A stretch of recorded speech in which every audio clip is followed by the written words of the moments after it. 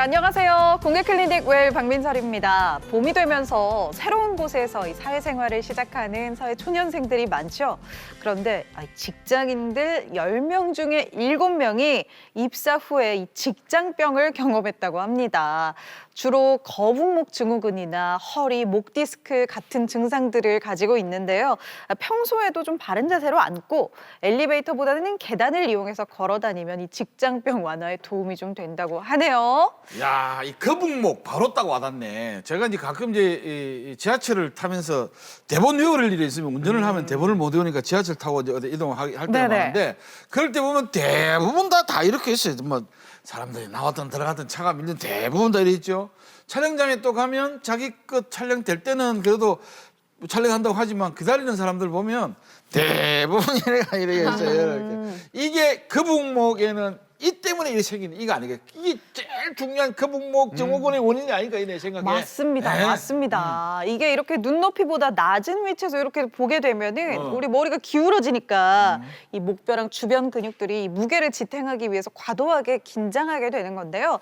이 자세를 자주 하게 되면 아무래도 거북목 증후군, 또 목 디스크도 심해질 수 있어서 웬만하면 눈높이로 이렇게 화면을 올려서 이렇게 보는 게 좋다고 하네요. 네, 맞습니다. 눈높이 정말 중요한 것 같은데요. 직장인 분들도 컴퓨터 모니터를 눈높이에 맞춰서 이렇게 보시는 게 중요할 것 같습니다. 그나저나 이제 봄도 오고 해서 식곤증도 많이 생기는데 맞아요. 일하다가 중간에 쪽잠 자는 거 진짜 중요하거든요. 아, 그쵸. 그래서 컴퓨터에 이렇게 엎드려가지고 쪽잠 자면은 그렇게 피로도가 날아갈 수가 없어요. 다들 공감하시죠? 이 다미 씨가 이제 제대로 아시네요. 그럼요. 저도 그 학창 시절에 쉬는 시간이랑 공부 시간, 공부 시간 빼고 쉬는 시간에만 열심히 요렇게도 잡고 요렇게도 잡고 요렇게도 잡았는데 네. 팔도 저리고 목도 아프고 그랬거든요. 맞습니다. 요럴 때 방법이 하나 있어요. 어떻게요? 책을 좀 이렇게 쌓아가지고 위에 쿠션을 2개 올린 다음에 요렇게 자면은 좀 덜 아파요. 많이 그 해보셨는데? 높이를 맞춰가지고. 높이 맞춰가지고. 옛날에는 그래 자다가 신문 잘못 가고 나면 신문이 여다 무슨 신문이 쫙 박히고 이래. 응? 근데 이게요, 피로도는 좀 줄여줄지 몰라도 우리 목, 허리에는 정말 안 좋은 자세래요. 이게 오히려 누워있을 때보다 이렇게 엎드리게 되면 척추에 가해지는 압력이 2배가 넘게 커진다고 합니다. 그래서 내가 키가 네. 작구나. 덜 컸구나. 안 돼, 안 돼. 네, 낮잠보다는요, 이거 아시는지 모르겠어요. 월런치족이니? 네? 월런치족 아세요? 월런치족? 하여튼 나이가 드니까 말이야. 들어오라 나가라 이 말을 좀 짧게 해가지고 참 알아듣기가 너무 힘들어. 네. 뭐 옛날에는 그런 거만 있어. 엄마 학교 다녀오겠습니다. 이런 걸 학교 다녀왔습니다. 이렇게 좀 짧았는데 요새는 뭐 단어를 뚝뚝뚝 잘라보니까네. 별다줄. 뭐가 어쨌든 그것만 워킹. 그리고 점심은 런치. 런치. 네, 그러니까 워킹과 런치를 합친 말인데요. 그 워런치라고? 진짜 이 부지런한 직장인 분들은요, 이렇게 점심 식사를 하고 짬내서 이 워킹하러 잠시 갈아 신고 걷는다고 해요. 한 15분, 20분 이제 시간이 남으니까 이때 걸으면은 이게 햇빛도 받을 수 있죠. 골다공증도 예방되죠. 스트레스도 날아가고 우리 근육도 건강해진다고 하네요. 그럼 그냥 걸으면서 먹으면 안 돼요? 그러면 뉴욕 월런치? 스타일로? 우리 어릴 때는 뭐 바로 먹고 그냥 금방 걸으면 위도 안 배 꺼진다고 뭐 그러죠. 이렇게 했는데 사실 그거는 자기 몸에 맞게 조금씩 천천히 걸어 나가면 이렇게 식사하고 나서 걷는 것도 더 좋다고 합니다. 그러게요. 이 봄철에 춘곤증이라고 너무 밥 먹고 잠시 자기보다는 살짝 걷는 게 좀 더 좋을 수도 있을 것 같아요. 네. 올바른 건강 정보가 가득한 공개 클리닉 웰 오늘도 시작해 봅니다. 등산하기 좋은 계절 봄. 하지만 나도 어쩔 수 없나 봐.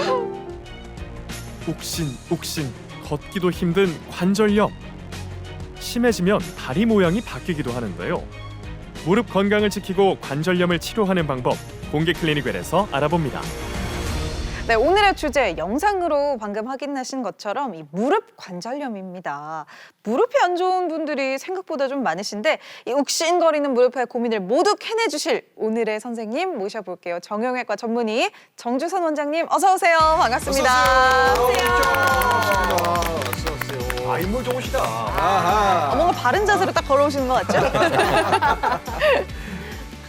자, 원장님께서 그 바로 무릎팍 관절염을 팍 하고 고쳐주신다는 그 해결 무릎팍 선생님 맞습니까?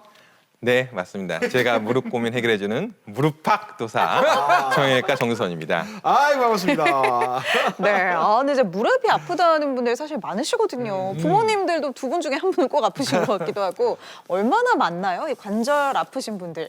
네, 봄철이 되고 날씨가 따뜻해지면서 이제 산행 즐기시는 분들 많죠. 겨우내 우리가 움츠려 들었다가 이제 봄이 돼서 갑자기 활동을 하게 되면 아무래도 무릎에 부담이 많이 됩니다. 겨울에 안 움직이는 동안 근육은 줄어들고 인대는 긴장해 있다가 날이 풀려서 이제 운동을 하다 보면 갑자기 운동을 하다 보면 무릎에 압력이 강해져서 이제 무릎에 부담이 많이 되죠. 건강보험 심사평가원에 따르면 3월 달에 이제 무릎 때문에 관절염으로 병원에 찾아오는 환자분들이 무려 10에서 20%나 증가하고 있어요. 이게 또 산 타는 것도 무릎에 많이 안 좋나요? 네. 근데 평지보다는 산을 오를 때 무릎의 3배, 5배, 또 내려올 때는 무려 7배에서 10배까지 무릎에 하중이 많이 됩니다. 그러니까 그래도 걸어 올라가는 거는 이제 근력 강화에 도움이 되는데 내려올 때는 무릎에 부담은 많이 되고 근육의 운동은 안 되고 그래서 내려오는 게 무릎 관절염에 더 안 좋습니다. 네. 자, 근데 관절염은 또 왜 생기는지 모르겠네. 뭐 예를 들어서 나이가 들면 당연히 관절염은 생깁니다. 이러면 야 진짜 나이 드는 게 진짜 슬프고 울고 싶은데 아까 영상으로 보니까 이 봄이라고 등산을 하다가 그 관절염이 생기기도 하잖아요. 등산객들이 대한민국에 여러 수천 몇 명이거든요. 진짜 네. 이렇습니까? 네, 걷기 참 좋은 운동이죠. 네, 걸어 다니면 유산소 운동도 되고 근력 운동도 되고 또 전신 운동 아닙니까? 우리 몸에 정말 심폐기능 향상에도 도움이 되고 몸의 근육도 강화되는데 나이가 드신다 그래서 다 퇴행성 관절염이 오는 거 아닙니다. 네, 또 등산한다고 해서 다 오는 것도 아니에요. 그러니까 나이가 든 때 이제 무릎이 특히 약한 분들이 있죠. 이제 무릎이 튼튼한 분들은 아무리 운동 많이 해도 뭐 운동선수라고 그렇다면 다 관절염 오는 거 아니지 않습니까? 또 그럼 가정주부가 저는 억울해요. 평생 운동한 적도 없는데 왜 이렇게 관절염이 왔어요? 그럼 또 억울하잖아요. 그러니까 약한 사람이 있고 튼튼한 사람이 있는데 이제 무릎에 무릎을 과도하게 사용하면 퇴행성 관절염이 더 빨리 오는 거죠. 그러니까 이제 운동도 적당히 해야 되는데 운동 좋아하시는 분들은 막 산을 몇 개씩 타시고 네. 무슨 마라톤 하시고 천인 삼종 경기 하시고 나이가 드셔도 뭐 축구 하시고 배드민턴, 테니스 즐기시는 분들 많잖아요. 아무래도 많이 사용하다 보면 이제 무릎에 가는 압력이 증가해서 퇴행성 관절염이 빨리 올 수 있죠. 선생님 궁금한 게요. 왜 옛날에 어머니들이 그런 말씀 많이 하셨는데 비가 오려나 무릎이 쑤시다 이렇게 하셨는데 제가 요새 그걸로 기상청을 확인하거든요. 네, 요것도 관절염으로 볼 수 있을까요? 맞습니다. 무릎에 압력이 굉장히 중요합니다. 네. 제가 조금 전에 말씀드렸지만 근육이 많아지면 무릎으로 가는 압력이 줄어서 통증이 줄어들 수 있는데 마찬가지로 비가 오고 날이 굳으면 기압이 떨어지죠. 저기압이라고 하고 네, 그러더라. 기압이 떨어지면 무릎의 압력이 또 변화해서 또 통증이 생길 수 있습니다. 그래서 무릎 주위에 근육이 많이 있어야 됩니다. 야, 그러면은 이제 다미 씨 이야기를 좀 이어가지고 네. 찬바람이 불거나 좀 비가 많이 오고 그런 날에는 이제 막 쑤시고 막 그런다고 어르신들 이야기하잖아요.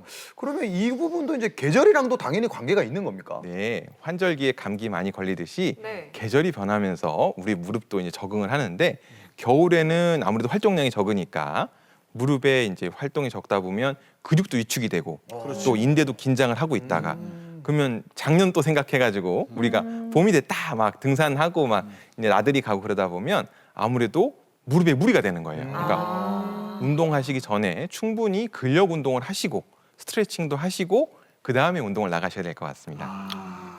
네, 알겠습니다. 이게 또 이제 겨울이 지나고 봄이 오다 보니까 우리 관절 건강 좀 신경을 써야 할 것 같은데 이번에는 우리가 잘못 알고 있는 이 잘못된 뉴스의 팩트를 확인해보는 시간이죠. 바로 팩트 체크 시간입니다. 가짜 뉴스를 가려내고 정확한 사실만 과학적으로 한번 밝혀볼게요. 우리 세 분 또 준비 되셨죠? 얍. 네. 자, 첫 번째 팩트 체크입니다.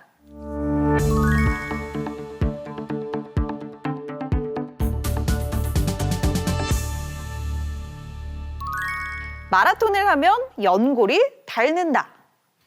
OX로 한번 들어볼게요. 하나, 둘, 셋. 무조건이죠, 이거. 무조건. 나 빼고 다 X예요? 네, 그럼 이제 좀 이제 갈리네요, 의견이. 다미 씨는 마라톤 좀 하세요? 저는 정말 싫어합니다. 일단 무릎이 안 좋을까봐 안 하는 거고요. 일단 신빙성이 확 떨어지네. 정답이. 네, 일단 마라톤이 에너지 소모가 굉장히 그쵸, 많잖아요. 그쵸. 거기다가 한 번 뛰면 최소 10km 이상씩 뛰니까 계속 무릎에 압력이 들어갈 것 같아요. 이건 일반적인 걷기보다 더 정도가 심하니까 손상도가 있을 것 같다는 생각입니다. 예. 요거는 모르시는 말씀입니다. 제 의견은 완전히 다릅니다. 이게 마라톤 선수들 보시면은 네. 이 종아리부터 허벅지까지 근육들이 그냥 짱짱합니다.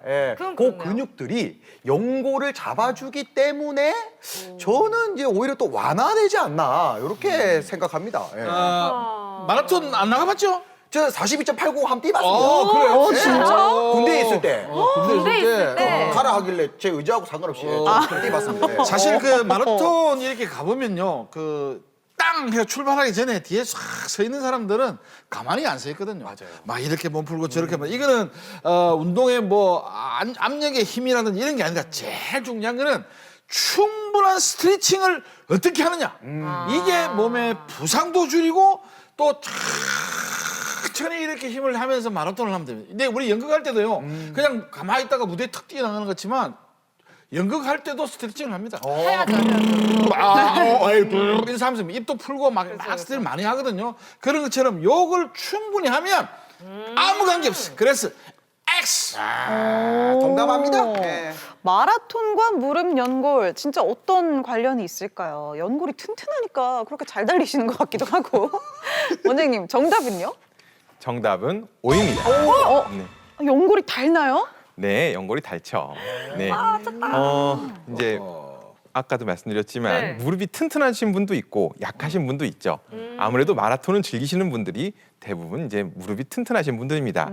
하지만 이제 아무리 튼튼하다 그래도 많이 쓰는 거를 이겨낼 장사는 없습니다. 연골이 있어도 이제 연골이 조금씩 닳는 거거든요. 그래요? 우리가 일생 동안 닳는 겁니다.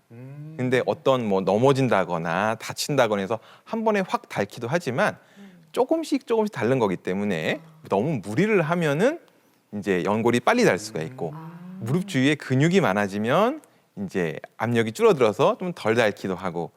네, 이제 더 안 좋은 거는 이제 쪼그려 앉기, 무릎 꿇기, 양반다리, 절하기 그런 여러 가지 무릎의 압력을 높일 수 있는 자세도 안 좋고 항상 이제 운동도 적당히 이제 마라톤을 많이 한다기보다는 여러 가지 운동을 번갈아 가면서 하는 겁니다. 예를 들어서 걷기를 1시간 했다. 네. 그럼 그 다음에는 자전거를 또 1시간 타고 그 다음에 또 헬스장에서 앉아서 하는 근력 운동들 많지 않습니까?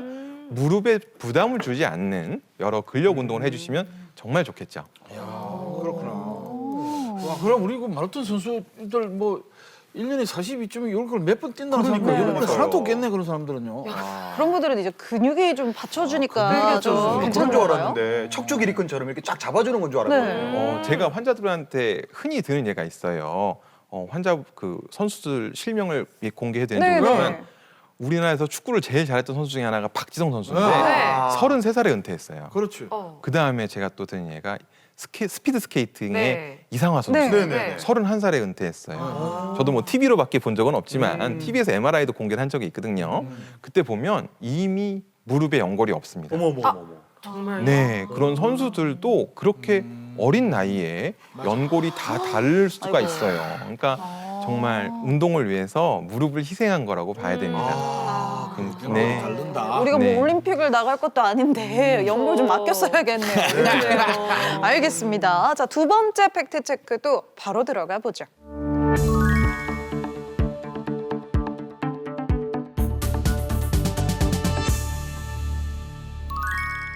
두 번째 팩트 체크입니다. 인공관절 수술은 최대한 미루는 게 낫다. 하나, 둘, 셋. X. 들어주세요. 무조건입니다. 오늘 저 빼고 안 맞네요. 오늘 오늘 이게 갈리네요. 고단장님하고 약간 네. 마음이 맞아요. 지난주에 내가 다 틀렸거든요. 아무래도 이제 수술을 좀 겁내는 두 분이 미루는 게 낫다 어. 이렇게 좀 팩트 체크를 하신 게 아닌가. 아, 그럴까? 어때요?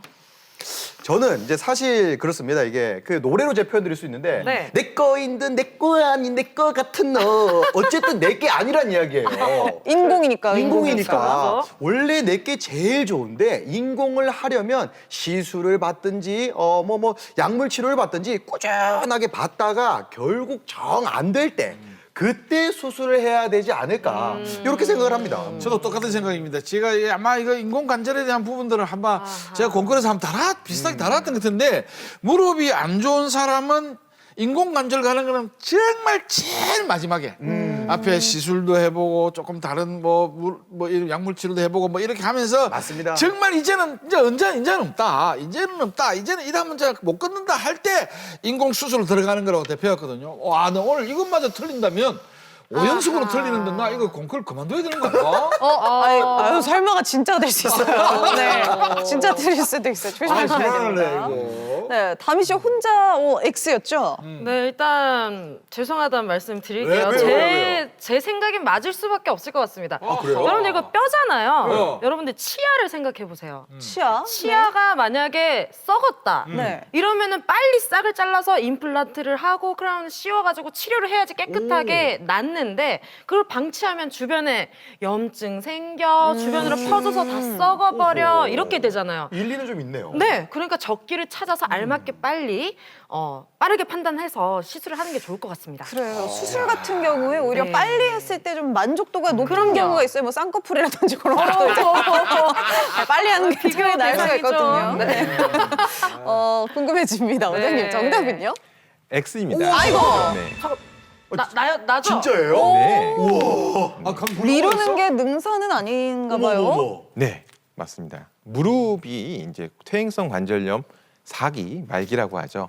그런 분들은 정말 많은데 이제 그렇다고 해서 무릎이 항상 아픈 게 아닙니다. 무릎이 조금만 안 좋아도 우리가 계속 아프다면 네. 우리가 살 수 없죠. 우리도 다 무릎이 조금씩 안 좋을 수 있는데 네. 증상이 없는 경우가 많습니다.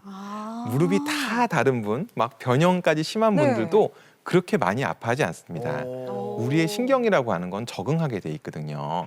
그러다 보면 안 아픈 기간이 있다가 또 망가지면 또 아픈 거예요. 그때부터 또 아팠다가 또 적응했다가. 그래서 이제 할머니, 할아버지 분들 보면 안 아파하시는 분들 많습니다.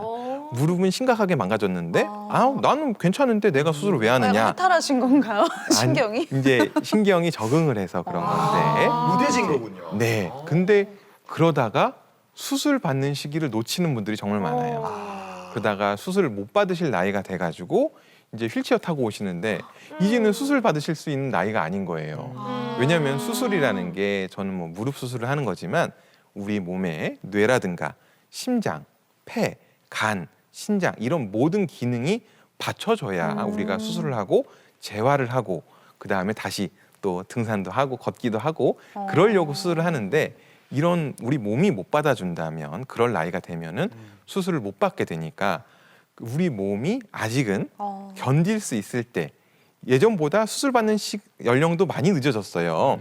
언제까지로 좀 보시나요? 마지노선 예전에는 연령대가 한 60대 있을까요? 후반 분들이 많았는데 뭐 한 10년 전에는 70대 초반, 요새는 주로 70대 후반이 많이 받으세요. 근데 병원 나이로 80이 넘어가면 네. 아무래도 뇌 기능도 떨어지고 신장, 폐, 간, 신장 이런 부분에 문제가 생길 수가 몸에 좀 있어서 부담이 되시겠네요. 네, 그래서 요새는 마지노선을 80 정도라고 보시면 좋을 것 같습니다.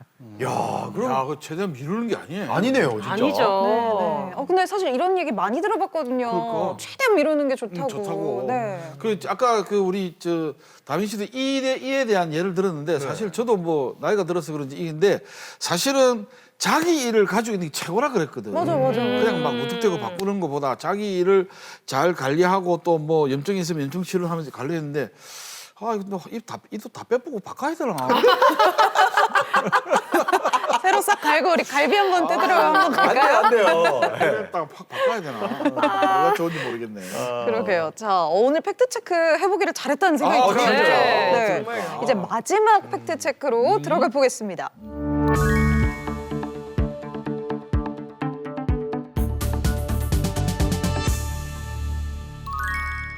네, 세 번째입니다. 골다공증이 있으면 퇴행성 관절염이 빨리 온다. 골다공증은 그거잖아요. 뼈에 그죠? 그렇지, 그렇지. 네. 예? 이제 약간 조금 자, 들자. 신중해야 될 것 같아. 어머 잠깐만. 또 이렇게 아, 잠깐만. 꺼내네 오늘 진짜. 아, 골다공증은 사실은 에이. 저 뼈에 영양분이 부족해갖고 그쵸. 단편 사진 딱 찍어보면 그거 구멍이 송송송송한 맞아요, 이런 맞아요. 사진을 골다공증이 많이 보거든. 그쵸. 그러면 뼈에 무리가 있어 지탱하는 힘이 없어진다고 그러면 또 불라지기도 하고 막 이러니까네. 그러면 그런 것 때문에도 퇴행성 관절염이 빨리 올 수밖에 없어. 아까 말씀하실 때 나이 많은 거 이것은 그 많은 사람은 안 된다는 거는 내가 옛날에 볼 때 이 그 뼈를 이렇게 해갖고 인공뼈를 이 안에 넣는다 하더라고. 딱 이렇게 딱 여면 이 뼈가 약하면 깨지기 때문에 나이 들면 안 된다고 했던 그 들었던 거거든. 그래서 이거는 좀 하나 맞춰주소. 너무 틀린다. 맞춰주소. 맞춰주소 어떻게 됩니까? 막. 선배님, 요거는 제가 과학적으로 설명을 해드릴게요. 좋아요. 네, 과학을. 관절염은 이게 살이 많이 찌면은 관절염에 걸리기 더 쉽다고 하더라고요. 그래서 살을 빼라고 하는데 골다공증은 뼈 무게가 이제 덜어지는 거잖아요. 그러면은 퇴행성 관절염에는 오히려 지장을 주지 않는다. 이런 생각을 해봤습니다. 혹시 이과 출신이신가요? 아니요. 일단 이과는 아니래요. 이과는 아닙니다. 알겠어요. 저는 이게 이가 없으면 잇몸이라는 말이 또 있지 않습니까? 예, 이게 뼈가 약하면 무릎 연골이 더 큰 힘을 받을 것 같기 때문에 개인적으로는 이제 퇴행성 관절염도 더 빨리 오지 않을까 이렇게 단순하게 생각을 했거든요. 접근으로. 이게 좀 어떻습니까? 저 팩트 체크 해주셔야 될 것 맞출 수 같은데요. 있을까 이번에는? 또 X 네, 될 것 같아. 또 많이 틀리셨네요. 잠깐만. 정답은 X입니다. 나 맞춘 거 아니야? 오늘 단 한 개도 맞춘 게 이야, 없어요. 와 충격이다 오늘. 웬일? 나 2주 동안 한 개도 못 맞췄어. 와, 대박. 잠깐만 그러면 골다공증이 가만있어 봐. 있으면 퇴행성 관절염이 빨리 온다가 X라는 말씀이시죠? 네. 상관이 없다는 얘기인가요? 관계 없습니다. 네. 아. 네, 아까 좋은 말씀들 많이 해주셨는데 먼저 그 말씀을 드리면 네. 골다공증을 예방하기 위해서는 에스트로겐이 있어야 됩니다. 에스트로겐은 지방에 많이 있습니다. 네. 그래서 역설적으로 좀 퉁퉁하신 분들이 오히려 골다공증이 덜 옵니다. 아 정말요? 네. 진짜요? 네, 지방에서 에스트로겐을 생산하기 때문에 네. 골다공증이 좀 덜 올 수 있습니다. 살 빼면 안 되겠네. 근데 이제 뚱뚱하면 체경이 있으면 네. 또 이제 무릎에 가는 하중이 많으니까 관절염이 빨리 올 수는 있겠죠. 네, 근데 적당하게 있어야 되는데 이제 골다공증 때문에 온몸이 아파요, 무릎이 아파요 그런 분들 많이 옵니다. 네. 근데 참 잘못 알고 계신 분들이 많은데, 네, 골다공증이라고 하는 거는 말 그대로 뼈 속에 네. 뼈의 성분이 빠지는, 네, 구멍이 많이 뚫리는 병이라서 증상이 없는 게 위험한 겁니다. 아. 관절염하고는 관계가 없고요. 네. 저희가 이제 골다공증 약을 드리고 골다공증 약을 먹고 이제 뼈가 튼튼하게 유지가 돼야 되는 이유는 골다공증성 골절이라고 그러죠. 네. 척추뼈가 저절로 주저앉는다거나 고관절, 손목, 어깨뼈가 잠깐 넘어졌는데도 부러진다거나 그런 걸 예방하기 위해서 뼈를 튼튼하게 위해서 하는 거지 골다공증과 무릎 관절염은 관계가 없습니다. 와. 야 이게 다 맞췄다. 제가 알고 있던 상식선이 아주 무너졌어요 오늘. 아. 사실 감사합니다. 저는 다 알고 있었지만 에이, 좀 저하고 나이 에이. 비슷한 사람들이 혹시 이렇게 오해를 할까 싶어서 내가 그걸 하기 위해서 일부러 내가 틀려준 거야. 내가 다음 다 주에 알았어. 오신다. 내가 사실 다 알았어. 예? 오지 말라고 안 할게요. 네. 괜찮아요. 아이고야, 왜 이러냐. 야. 진짜 이 무릎 관절에 대해서는 팩트 체크 꼭 한번 필요했던 것 같습니다. 그러니까. 그렇죠? 너무 몰랐네. 맞아요. 제대로 팩트 체크 해봤네요. 잘 알겠습니다. 자, 우리 무릎이 아프면요. 보통 뭐 파스도 붙이고 뭐그 보호대 테이핑 같은 것도 하고 하잖아요. 그러면 그런 것도 이 관절염에 좀 도움이 되지 않을까 궁금한데요. 네, 환자분들도 잘 알고 계세요. 무릎 보호대 오래 하면 오히려 안 좋다. 네, 맞습니다. 그 말도 맞습니다. 무릎 보호대를 늘 하고 계시는 분들도 있는데 그러면 근육이 할 일을 무릎 보호대가 대신하는 거죠. 무릎으로 가는 압력을 무릎 보호대가 대신 받으니까 근육이 안 자라네. 근육이 안 커지니까 오히려 안 좋습니다. 하지만 이제 우리가 운동을 할 때, 그러니까 등산한다든가, 뭐 마라톤을 한다든가, 뭐 구기 종목, 테니스, 배드민턴, 축구를 한다. 이렇게 무리할 때는 무릎 보호대를 해주시는 게 좋죠. 무릎 보호대를 해야 무릎으로 압력을 줄여줘서 무리하는 거를 방지할 수 있으니까 운동을 하실 때는 착용하시는 게 좋고요.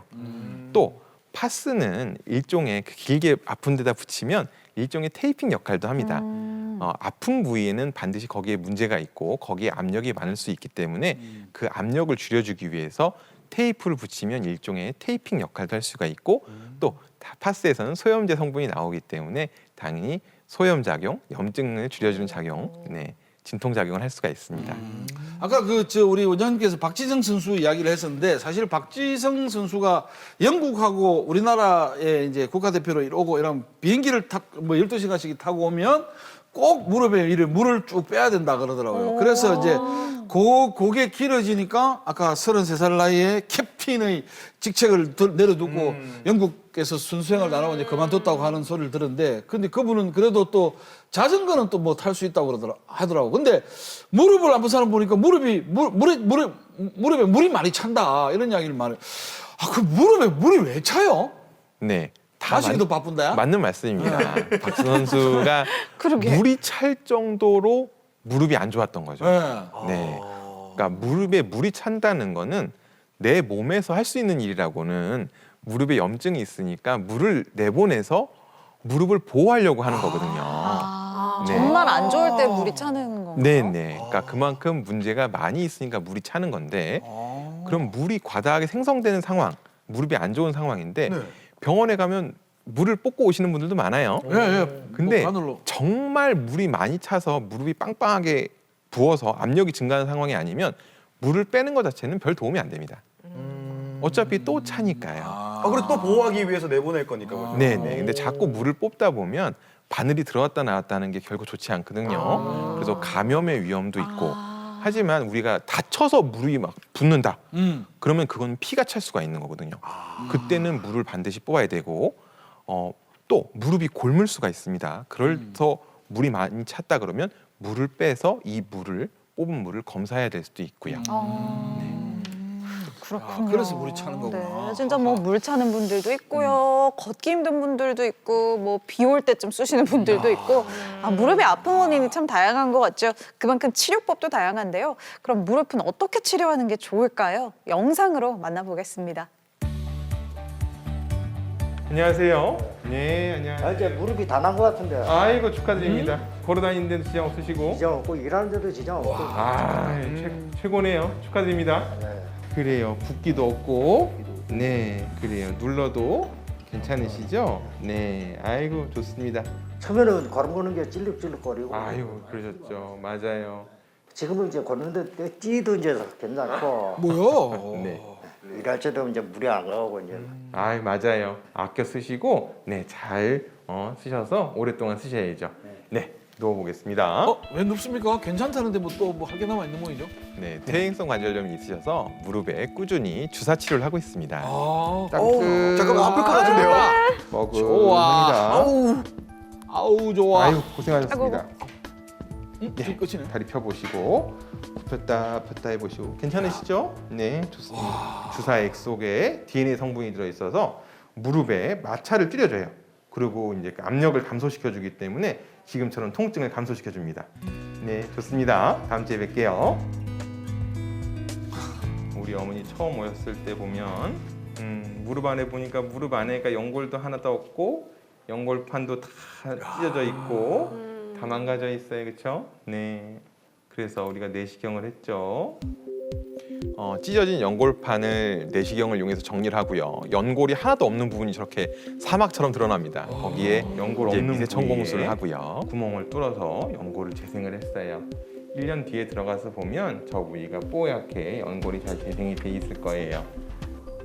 당연하게 뭐 처음 큰 수술 하다 보니까 너무 긴장도 됐었고 진짜 갑자기 걸음도 못 오고 다리를 질질 끌고 다녔었거든요. 그래가지고 안 되겠다 싶어서 이제 병원에 찾아와가지고 거실로 바로 이제 수술 날짜 잡아가지고 그래가 수술하게 됐어요. 일단 잘한 거지 뭐예요. 잘했지 뭐예요. 지금은 안 아프고 지금은 막 내가 활동할 수도 있고 하니까 이제 지금 이제 생각하면은 그때 잘했다 생각하지 이제. 잘했어. 잘했다 생각합니다. 그럼요. 너무 잘하셨어요. 그래, 우리 어머니가 처음 오신 게 왼쪽 무릎이 아파서 오셨어요, 그렇죠? 바깥쪽은 넓어져 있고 안쪽은 좁아져 있고 이렇게 뼈가 튀어나오고 이게 퇴행성 관절염이 왔어요. 안쪽에 뼈가 다 망가지고 부분적으로 괴사가 있는 부위도 있고 그래서 그리고 어쩔 수 없이 우리가 로봇으로 인공관절을 했잖아요, 그렇죠? 네, 그래요. 로봇으로 인공관절을 하려면 CT를 찍어서 어머니의 뼈 모양을 정확하게 로봇에 인식을 시켜서 가장 이상적인 방법으로 인공관절을 하는 거예요. 아이고 이쁘죠 사진이. 아주 똑바로 됐어요. 그렇죠? 오늘 50일 됐어요. 정확하게 딱 50일 됐어요 정확하게. 근데 이 부위가 아직까지는 좀 보이거든요. 네, 그럼 당연하죠. 그건 붓기가 다 빠지는 건 한 6개월 걸릴 거예요. 6개월 가면 어머니 원래 무릎처럼 잘 쓰실 수 있을 거예요. 한번 걸어볼까요? 아이고 잘 걸으시네. 네, 좋습니다. 네, 편해 보이세요. 머리 이쪽으로 하고 누워볼까요, 어머니? 아이고 상처도 깨끗하시네. 되게 애교스럽게 말씀하시네요. 그럴까요? 그래야. 아이고 잘하시네요. 50일밖에 안 됐는데. 제가 열심히 했어요. 아이고 잘하셨어요. 각도가 128도가 나와요, 어머니. 이 정도면 충분합니다. 원래 이제 인공관절을 했을 때 각도가 평균 110도 정도밖에 안 나와요. 회복이 좋으시네요. 우리 어머니 거의 뭐 130도가 나온 거를 봐서는 아주 좋아요. 너무 좋고 뜨뜻한 물에 담가놓고 굽혔다 폈다 하면 무릎이 잘 풀릴 거예요. 그리고 걷기 운동도 많이 하시고 봄이 왔는데 산으로 둘러 놀러 다니세요. 네, 아이고 좋은 거 많이 보시고. 어머니 웃음소리 들으니까 그래서 한 달 동안을 안심이 되네요. 너무 찌르는 듯이 아파서 고생을 했어요. 혼자 사는데 밥도 다 해먹고 뭐 집안 청소도 다 하고 잘해요. 아직 2달이 채 안 됐거든요. 근데 이만큼만 걸으면 2달 후에는 내가 너무 자신 있게 걸을 수 있을 것 같은 느낌이에요. 마라톤 선수 하나 나오는 거 아니야? 아, 이제 또 사진 도시나 봐요. 아이고 좀 어떠세요? 어제 연골술 하신 분이 계셔서 경과에 좀 아이고 들어왔습니다. 좋습니다. 약간 부위가 있는데 네. 예, 그래요. 많이 좋아졌습니다. 어제 들어가서 봤더니 연골이 닳아서 연골이 없는 부위가 많아요. 그래서 그 부위를 저희가 관절 내시경을 이용해서 구멍을 뻥뻥 뚫어놨어요. 미세 천공술을 해놨습니다. 거기에 이제 연골이 잘 덮이기를 한번 기대해 봅시다. 네, 누워 보시고 괜찮죠? 많이 아프지 않으시죠? 아, 많이 네, 그래요. 그 다음에 또 살짝 구부렸다가 폈다가 또 구부렸다가 폈다가 해보시고. 네, 이제 우리가 연골을 재생할 때는 체중 부하를 해서 디디면은 무릎 안에 압력이 높아지니까 연골 재생이 잘 안 돼서 가급적이면 안 디디시는 게 좋지요. 그런데 이제 우리가 침대에 누워서 다리 들었다 내렸다 하는 운동이라든가 무릎 구부렸다 폈다 운동은 얼마든지 해도 됩니다. 네, 눌리지면 않으니까. 고맙습니다. 아이고 감사합니다. 수고 많으십니다. 제가 정형외과 선택한 이유도 그거예요. 환자분들이 너무 예를 들어서 뼈가 부러졌다거나 그러면 뼈가 부러져서 완전히 우리가 못 쓰게 되잖아요. 근데 수술을 하게 되면 다시 원래대로 돌아가잖아요. 저희가 일상생활로의 복귀, 스포츠로의 복귀를 항상 목표로 하고 있기 때문에 정형외과가 그런 드라마틱한 면에서 너무 극적이고 환자분들이 좋아하시는 걸 보면 너무 기분이 좋죠. 네. 야 원장님 정말 잘 봤어요. 네. 잘 봤습니다. 어르신들이 많이 다니셔서 그런지 그러니까 애교가 있으시더라고요. 귀여우실 것 같아요. 네. 경상도 말이 조금 묻어날라하면서 안녕하세요. 네. 제가 앞서 화면에서 봤는데 제가 궁금한 게 절골술? 이게 뼈를 잘라내는 수술인가요? 너무 무서운데 꼭 그렇게까지 해야 되는 거예요? 오 뼈를 잘라낸다니까 약간 무서운데요. 네, 너무 무서워가지고 여쭤보려고요. 네, 아유 아닙니다. 네, 아. 저희가 절골술을 하는 이유는 환자분이 O다리라든가 네. X자 다리, 그래서 오. 다리가 똑바르지 않은 거죠. 예를 들어서 저희가 자동차를 타면은 자동차의 축이 당연히 똑바로야 이 자동차가 네. 뭐 한 100년을 타야 되는데 자동차라고 하면 이게 축이 맞아야 오랫동안 탈 수 있는데 한쪽으로 기울어진 거예요. 최소 5도 이상. 아. 어떤 분들은 막 10도가 넘어갑니다. 그러니까 이렇게 축이 기운 자동차를 우리가 오랫동안 타고 다닌 거예요. 한 50년 이상, 60년 이상 타고 다니는 건데 이제라도 더 망가지기 전에 다리에 축을 맞추는 거죠. 아. 네, 퇴행성 관절염이 더 진행되지 않도록 우리가 퇴행성 관절염을 늦출 수 있는 거의 유일한 수술이라고 보는데요. 다리에 휜 다리를 똑바로 맞춰준다. 그러기 위해서는 우리가 휘어 있는 다리에 금을 냅니다. 아, 자르는 게 네네, 아니고요. 금을 내고 아. 거기를 벌려주는 특수 기구가 있어요. 네. 그래서 다리를 정렬을 똑바로 하고 그래서 그걸 유지해주기 위해서 금속판을 댔다가 그 금속판을 1년 후에 제거를 하면은 내 몸에는 당연히 아무것도 없고 다리에 축이 맞으니까 우리가 퇴행성 관절염이 늦어지고 다시 일상으로 복귀를 할 수가 있는 거죠. 그런 장단을. 네. 아니 근데 제가 알기로는 이제 그 연골은 이 재생이 안 되는 걸로 알고 있는데 아까 무릎뼈에 이제 구멍을 냈잖아요. 이게 관절염에 어느 정도 도움이 되는지도 궁금하면서도 이게 몇 번 뒤에 뭐 더 할 수 있는 건지도 궁금했었어요. 그래 아까 그 미세천공술 미세, 맞아요. 뭐 이렇게 어. 뚫으시더라고요. 네. 미세천공술. 그래서 이제 연골을 재생하는 방법은 여러 가지 방법이 있어요. 뭐 내 무릎의 다른 데서 이식을 해오기도 하고 스스로 이제 재생이 되게 하고 하는데 그 중에서 가장 보편화돼 있고 간단하게 효과적인 방법이 이제 미세천공술. 구멍을 내면 그 주위에 미세 골절이 일어나서 내 몸에서 있는 줄기세포에서 연골이 재생된다는 건데 거기에 더해서 최근에는 이제 카티스템이라는 제품이 있죠. 이제 태아의 이제 제대혈 탯줄에 있는 거기에 있는 아직 미분화된 세포를 배양을 해가지고 다시 무릎에 주사를 해주는 방법이죠. 그런 여러 가지 방법으로 연골을 재생할 수 있습니다. 그래서 이제 아기들 낳을 때 제대를 미리미리 해놓으라는 네네. 게 약간 나중에 나이가 들었을 때 자가 치료할 수 있게끔 해놔라 그런 게 약간 그런 건가요? 아니 무릎에는 자가 제대혈을 하지는 않고요. 아. 그런 제품이 있는 거고요. 아, 제품이 네네. 있구나. 몇 번 수술을 할 수는 있지만 환자분이 수술하는 게 보통 일입니까? 한 번으로 끝내야죠. 맞아요. 네. 그렇구나. 이 절골술이라든지 뭐 미세천공술 어쨌든 그래도 이제 무릎을 째고 이제 뭔가를 하는 거잖아요, 그렇죠? 입원을 좀 오래 해야 되는지 이런 것도 궁금해요. 네. 입원을 오래 할 이유는 없습니다. 안정을 취하시면 되고 보통 짧게는 3, 4일, 평균 일주일 정도만 입원하시면 되는데 무릎이 연골이 재생되는 기간 동안 혹은 뭐 절골술을 했다면 뼈가 붙는 동안 근데 그동안 한 6주 정도는 안 딛고 가급적이면 안 딛고 이제 집안에서 생활하시는 거를 추천을 드리죠. 근데 이제 무릎뼈가 다 다르면 치료법이 없다. 그러면 이제 인공 관절 수술을 해야 된다. 근데 아까 VCR을 보면서 잠깐 들었던 게 로봇에 대한 이야기를 하시더라고요. 로봇이 바로 잡아가지고 하셨다는데 로봇을 이용해서 수술하면 좋은 점도 있고 뭐 나쁜 점도 있고 좀 이런 게 좀 있나요? 장단점이? 네. 사실 인공관절 수술이라는 게 예전부터 처음 개발되고 지금까지 특별한 방법의 변화가 있지는 않았어요.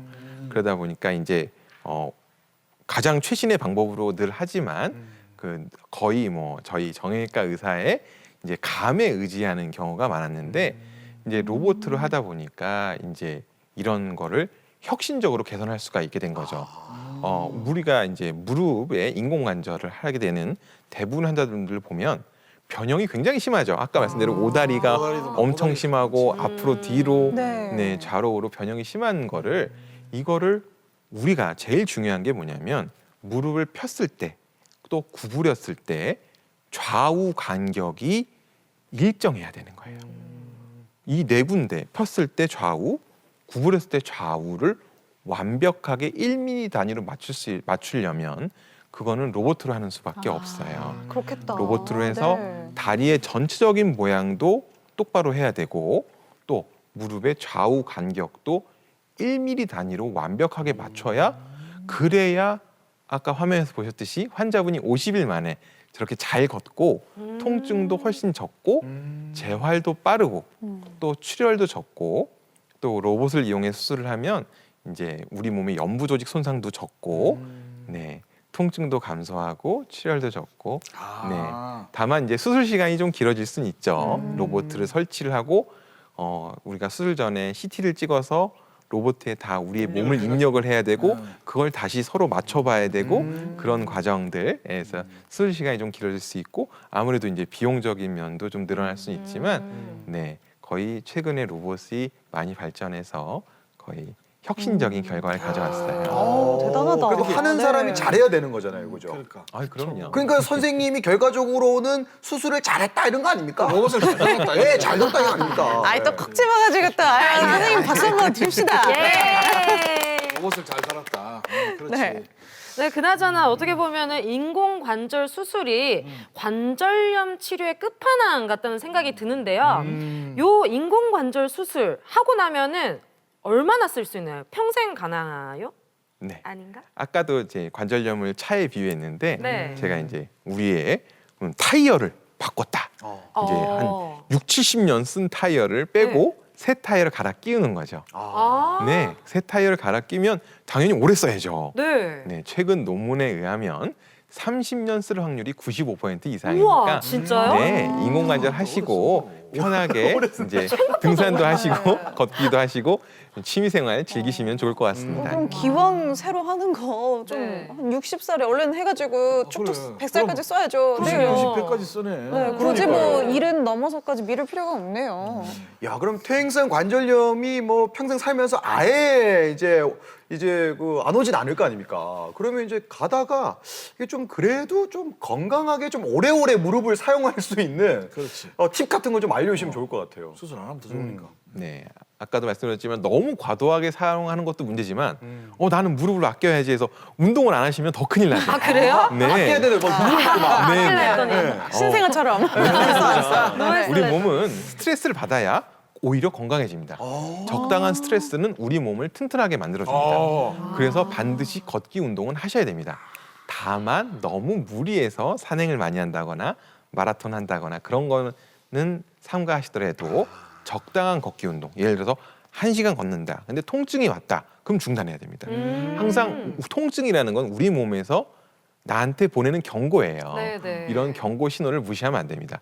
내가 즐기고 싶다고 막 스포츠를 뭐 한도 끝도 없이 즐기면 안 되고 자꾸 종목을 바꿔야 돼요. 예를 들어서 걷기를 1시간 했다. 그러면 자전거를 1시간 탄다든가 아니, 코로나만 없으면 뭐 수영을 1시간 한다든가 또 헬스장에서 여러 가지 앉아서 하는 근력 운동들이 있거든요. 네네. 무릎을 구렸다 폈다 한다든가 다리를 들었다는 그런 운동을 바꿔가면서 무릎에 부담을 주지 않는 선에서 충분히 근력을 강화할 수 있는 운동을 해주시는 게 좋습니다. 그럼 뭐 스쿼트나 런지 같은 거는 이제 뭐 기본적으로 좀 자주 해줘도 좋다라는 말씀이시죠? 네, 그러니까 운동을 이제 하는 게. 그래요? 무릎이 아프다면 무릎이 아픈 분들은 걷기 운동도 제가 안 하시는 게 좋다고.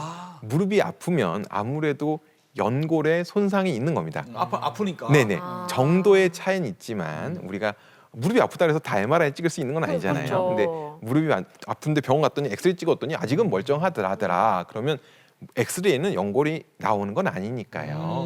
이제 연골이 어느 정도 손상이 있는데 이 손상을 막기 위해서는 걷기 운동을 한다는 거는 무릎에 압력을 계속 많이 주는 거니까 그게 좋은 건 아니고 무릎에 압력을 주지 않는 운동. 아까 말씀드렸지만 자전거, 수영 같은 거, 그런 거는 무릎에 압력을 안 주니까 좋은 운동인데 스쿼트, 런지, 뭐 젊은 분들은 해도 됩니다. 아직 무릎이 건강한 분들은 근력 강화 운동을 위해서 해도 되지만 나이가 드신 분들은 무릎에 하중을 너무 가는 운동을 많이 하는 건 좋지 않다는 거죠. 근데 아까 그 뭐 앉는 거에 대한 할 때 저는 식당 맛집 이런 거 있잖아요. 네. 가면 막 줄 많이 서 있잖아. 근데 그런 나는 줄 서는 것도 좀 싫은데다가 딱 밖에서 딱 봤는데 의자가 아니고 그냥 땅바닥에 앉는다. 자신이다. 이러면 그 집이 대한민국에서 제일 유명해도 저는 안 간다. 진짜 맛있어요. 아, 진짜 너무 맛있어. 맛있어도. 차라리 사가지고 밖에 나가서 서서 먹는 게 낫지. 차라리 포장하라. 그렇지. 나는 절대 아무리 뭐 공짜로 사준다 해도 나는 그렇지 않아. 나는 그걸 안 해. 의자에 앉지. 근데 어떻게 보면 이게- 그게 또 건강한 무릎을 그렇지. 위한 생활 이거는 습관이네요. 네. 제가 잘하는 거죠. 네, 앉아서 맞습니다. 1시간씩 밥 먹는 것보다. 이렇게 의자에 앉는 생활이 좋습니다. 약간 서양식 생활이죠. 네네. 항상 침대, 음. 소파, 식탁, 좌변기, 의자에 앉는 행위는 서양에서는 다 이렇게 살잖아요. 그렇죠? 네네. 그러니까 서양에서는 무릎을 과도하게 구부릴 일이 없어요. 근데 우리나라는 방바닥만 하잖아요. 네. 그러니까 맞아요. 방바닥에 앉으려면 양반다리 해야 되죠. 네. 쪼그려 앉아야 되죠. 무릎 꿇어야 되죠. 또 절해야 되죠. 맞아요. 이런 것들이 무릎의 압력을 증가시키기 때문에 오래 하는 게 결코 좋은 게 아닙니다. 아니 우리나라 사람들은 소파 있어도 소파 앞에 앉잖아요. 쪼그려서. 맞아요. 등 기대고 등 기대고. 소파에 등 기대. 등 기대. 네, 맞아요. 그럼 그런 거 하지 말라는 소리죠. 네, 맞습니다. 소파에 앉읍시다. 그러면 통계학적으로 보면 네. 예를 들어서 일본 사람들은 이게 많겠네요. 물을 어마어마하게 꿇잖아요. 뭐 아무래도 이제 동양인이 이제 무릎에 오다리도 많고요. 네. 서양에는 오히려 X다리도 많은데 우리나라의 양반다리 하는 문화, 어려서부터 엎혀서 큰 문화, 그런 문화에도 기인해서 동양인은 20% 이상의 오다리이기 때문에 아까 말씀드린 그 다리를 똑바로 피는 네네. 수술도 동양에서 발전한 수술이에요. 서양에서는 잘하지 않습니다. 네. 서양 미국에서는 특히 워낙 비만도가 심해서 그렇지. 다리를 똑바로 펴봐야 워낙 그 뚱뚱하신 분들이 많아서 못 견딥니다. 하중이 오히려. 네, 너무 뚱뚱했으면 못 견디고. 생활 습관도 중요하네요. 네, 생활 습관도 그러게요. 중요합니다. 네. 진짜 생활 습관부터 진짜 잘 살피는 게 건강한 무릎을 위한 바른 길이네요. 오늘 이렇게 이 관절염에 대한 이야기를 좀 해봤는데 지금도 무릎이 좀 시큰해서 고생한다는 분들을 위해서 마지막으로 원장님 한마디 해주신다면요? 네, 시큰하다고 하니까 네. 말씀드리는 건데 이제 시큰하다는 게 연골 증상이에요. 연골이 닳으면 시큰시큰해집니다. 근데 내가 얼마나 연골이 닳았는지는 몰라요. 엑스레이 찍어도 연골이 닳은 정도는 정말 심하지 않으면 안 나오거든요. 그렇다고 뭐 누구나 다 MRI를 찍을 수 있는 것도 아니고 이제 아무래도 나이가 들어갈수록 내가 무릎을 많이 사용했다면 아무래도 퇴행성 관절염으로 가는 단계니까 우리가 이제 무릎을 아껴 써야 되는데 근데 또 너무 참으면 병을 키울 수가 있죠. 네, 우리가 알 수가 없으니까 무릎이 계속 아프다면 정밀 검사를 해봐야죠. 정말 깜짝 놀랄 정도로 안 좋은 분들이 많아요. 엑스레이로는 뭐 정말 똑 바르고 퇴행성 변화도 없고 제가 무릎을 만져봐도 별 문제가 없는데 MRI를 찍었더니 무릎이 다 다른 분도 많아요. 네, 정말 뭐 알 수 없는 경우가 많이 있거든요. 그러니까 너무 참지 마시고 네, 무릎이 아프면 병원에 가서 일단 정확한 진단을 받으셔서 내가 지금 즐기고 있는 취미를 계속 해도 될지 아니면 고치고 다시 취미를 나가서 바꿀지. 해야 될지를 병원에 와서 정확한 진단을 받으시는 게 좋습니다. 아, 그렇구나. 네, 참 근데 누구나 나이를 먹지만요. 누구나 나이를 먹었다고 무릎이 또 아픈 건 아니잖아요, 그러니까요. 그죠? 우린 나이를 먹더라도 네. 건강한 무릎을 가지기 위해서 네. 지금부터라도 이 생활 습관 잘 관리를 해야 될 것 같아요. 자, 그래도 1시간 정도 걷는 건 우리 무릎 건강에 아주 좋다고 하니까요. 이제 날도 좀 풀렸죠. 다가온 봄을 만끽하면서 무릎 건강을 위해서라도 야외에서 조금 걸어보시는 것도 좋겠습니다. 공개 클리닉 웰 오늘 저희가 준비한 소식은 여기까지입니다. 저희는 다음 이 시간에 알찬 건강 정보들 또 모아서 인사드리도록 하겠습니다. 고맙습니다.